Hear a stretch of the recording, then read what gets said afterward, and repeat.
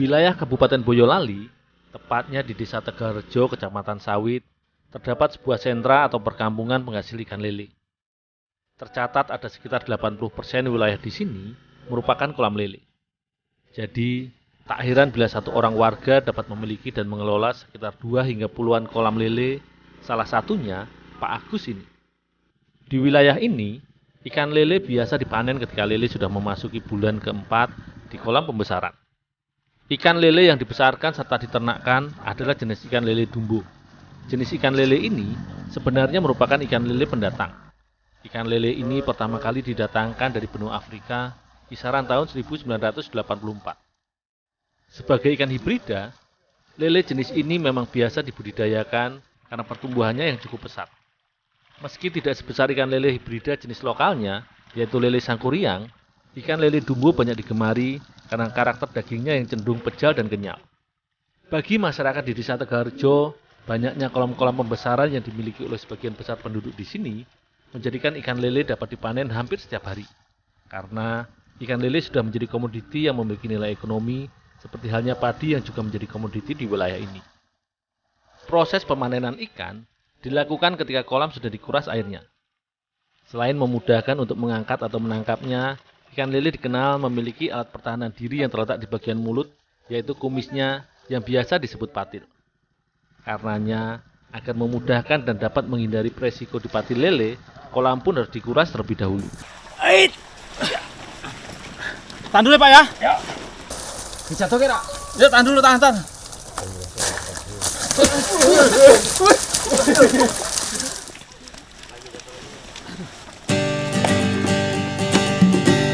Dalam satu kolam, biasanya diperoleh sekitar 700 hingga 800 kg ikan lele. Tak heran, bila dalam sehari, Desa Tegalrejo biasa mendistribusikan sekitar 8 ton ikan lele ke beberapa daerah di seputaran Kabupaten Boyolali.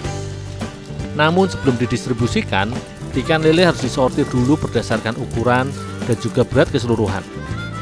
Untuk didistribusikan atau dipasarkan, biasanya hanya lele yang berukuran sedang, yaitu sekitar 20 hingga 30 cm, atau dalam 1 kg biasanya berisikan 4-5 ekor.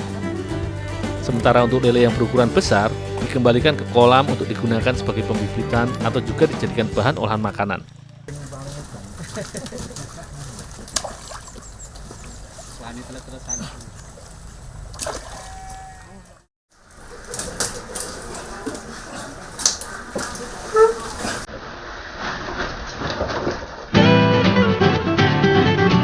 Di rumah produksi yang sudah beroperasi kisaran tahun 2006 ini memproduksi beragam olahan makanan berbahan dasar dari lele. Sebagai tahap awal, ikan lele dibeset atau dipisahkan antara daging dengan kulit luarnya dan juga siripnya. Daging ikan lele ini biasanya diolah menjadi abon ikan lele, sementara kulit serta bagian sirip biasa diolah menjadi kerupuk atau keripik. Perjalananku kali ini bersama ibu-ibu di sini akan berkreasi membuat salah satu olahan makanan turunan dari ikan lele menjadi olahan jenis kue basah, yaitu onde-onde. Namun sebelumnya, aku membantu mengolah daging ikan lele menjadi abon terlebih dahulu yang nantinya akan menjadi bahan campuran olahan kue onde-onde.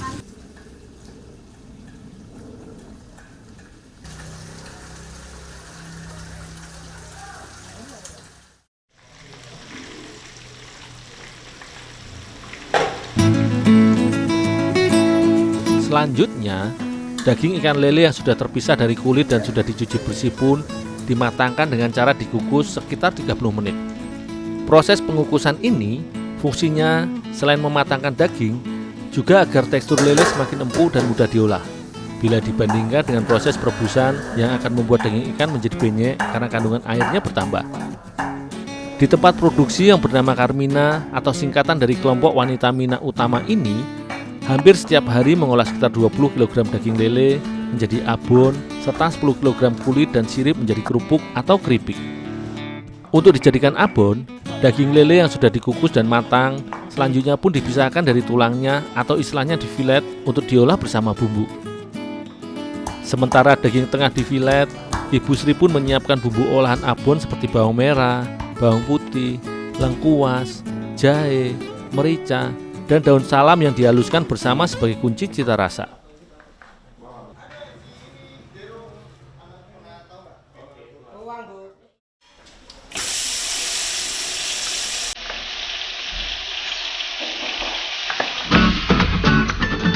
Abon adalah olahan makanan yang berbentuk serat-serat tipis layaknya benang wol yang biasanya terbuat dari serat daging hewan dengan cita rasa bumbu rempahnya yang khas.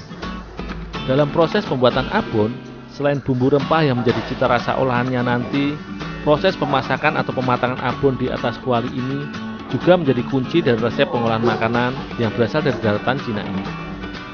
Tahapan selanjutnya, adonan ikan bercampur bumbu ini digoreng dengan cukup banyak minyak hingga berubah warna dan menghitam.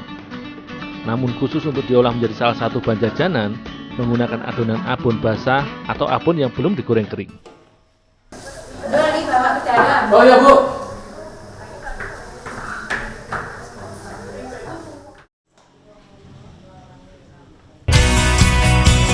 Abon atau dalam ragam olahan makanan biasa dikenal dengan nama rosong, di mana merupakan olahan makanan berbentuk serat tipis yang terbuat dari daging yang kaya akan cita rasa bumbu.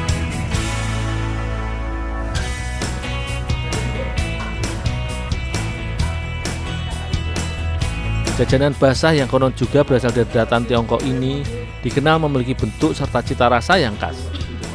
Kue onde-onde yang menjadi jajanan khas Mojokerto ini biasanya berisikan pasta atau adonan dari kacang hijau yang sudah bercampur gula, kemudian dibentuk menjadi bulatan dan diberi wijen.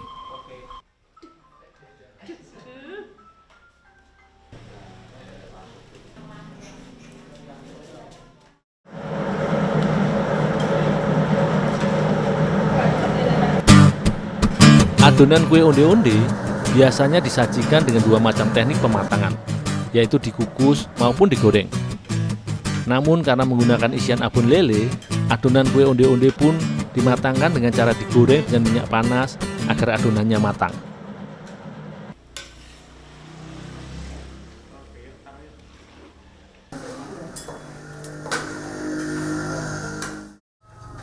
Ibu, ini onde-onde lelenya udah jadi, Bu.